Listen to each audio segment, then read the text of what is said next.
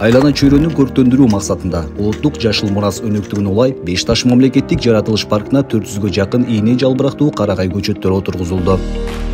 Ага облустук, райондук мекеме уюмдардын кызматкерлери жигердөө катышышты.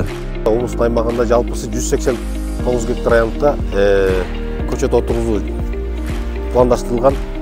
Бүгүнкү күнү Беш Таш паркында, мамлекеттик паркында 400гө жакын ийне жалбырактуу сасна көчөттөр отургузулууда. Буга чейин дагы 3 Кошой өзөнүндө көчөттөр отургузулган болчу.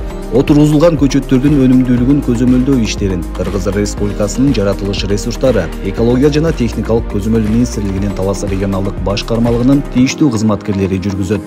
Анан бул жактагы ошол биздин токой кызматкерлеринин Беш Таштагы алардын эмгеги болуп саналат. Сону убагында берип, бул биздин Кыргыз Республикабыздын президенти Садыр Нуркожоевичтин Жашыл мурас программасынын алкагында бул биз үчүн, экологдор үчүн аябай жакшы жашам болду.